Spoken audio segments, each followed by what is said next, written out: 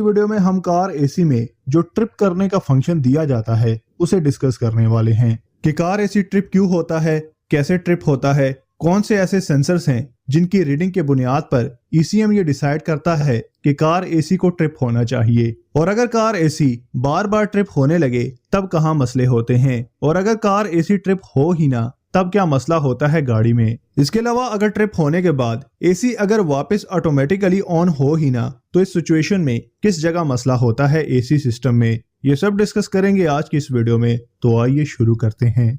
तो AC trip क्यों होता है, कैसे ट्रिप होता है या ट्रिप नहीं हो रहा, ये जानने से पहले ये जान लेते हैं कि एसी ट्रिप होता कैसे है, यानी कौन से ऐसे सेंसर्स और कंपोनेंट्स हैं जो मिलकर एसी को सही वक्त पर ट्रिप करवाते हैं।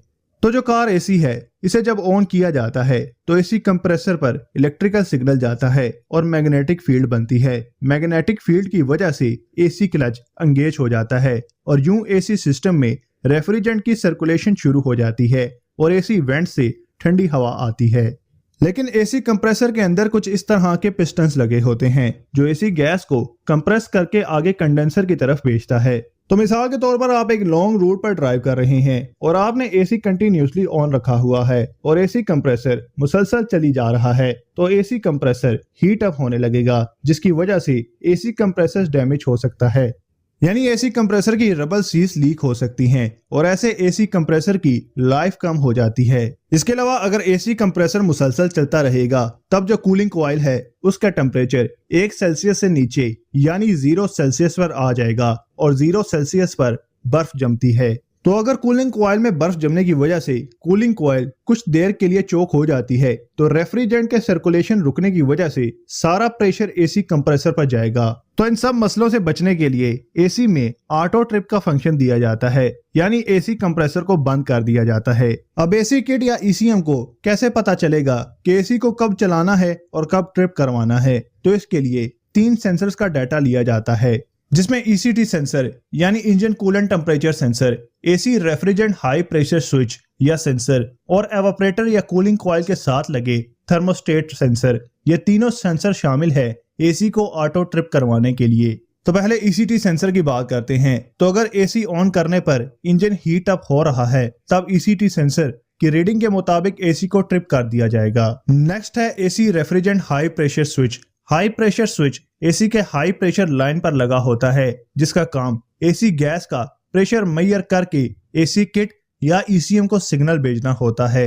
तो अगर किसी वजह से एसी सिस्टम में गैस होगी ही नहीं तब AC high pressure switch AC को चलने ही नहीं देगा। इसी तरह अगर एसी के एवापोरेटर की जो जाली है वो बर्फ जमने की वजह से या फिर गंदे होने की वजह से अगर चोक हो जाती है तो इस कंडीशन में एसी सिस्टम में एसी चलाने के कुछ देर बाद एसी गैस का प्रेशर बढ़ जाएगा और इस कंडीशन में हाई प्रेशर स्विच की रीडिंग की वजह से एसी को ट्रिप करवा दिया जाता है। तीसरे नंबर पर है एवापोरेटर सेंसर या थर्मोस्टेट सेंसर।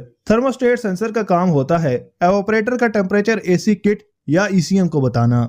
अब जैसे ही गाड़ी में कूलिंग कॉइल का टेम्परेचर 2 या 1 सेल्सियस तक पहुंचता है तब ECM एसी कंप्रेसर को बंद कर देता है यानी ट्रिप कर देता है, क्योंकि अगर टेम्परेचर 1 सेल्सियस से नीचे चला गया तो कूलिंग कॉइल में बर्फ जम जाएगी जो कि बिल्कुल भी ठीक नहीं है।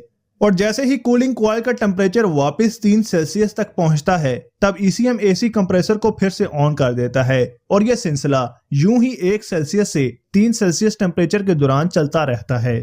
अब एसी बार बार क्यों ट्रिप करता है वो डिस्कस कर लेते हैं। तो पहले थर्मोस्टेट सेंसर की बात कर लेते हैं। तो नंबर 1 पर जो थर्मोस्टेट सेंसर का खराब होना यानी वायर वगैरह डैमेज होना या इंटरनल मसला होता है तब एसी ट्रिप या तो बार बार होगा या ट्रिप होगा ही नहीं। इसी तरह एसी फिल्टर के बहुत ज्यादा चोक होने यानी गंदे होने की वजह से भी एसी ट्रिपिंग में मसला आता है।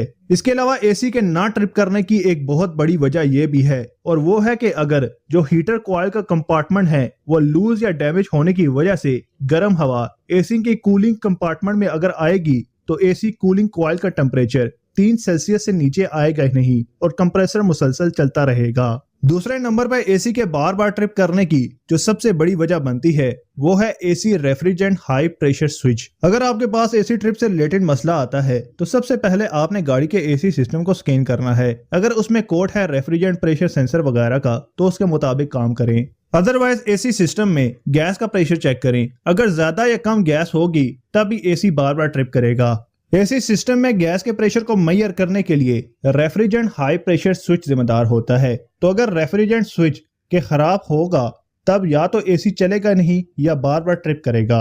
2 वायर वाले हाई प्रेशर स्विच की वायर्स को आपस में जोड़कर एसी को डायरेक्ट चलाया जा सकता है और 4 वायर वाले स्विच में भी 2 वायर्स को जिनमें अर्थ करंट है उन्हें आपस में जोड़कर एसी डायरेक्ट किया जा सकता है और ये कंफर्म किया जा सकता है कोई स्विच में मसला है या कहीं और 3 वायर वाले रेफ्रिजरेंट हाई प्रेशर स्विच को आप बाईपास नहीं कर सकते।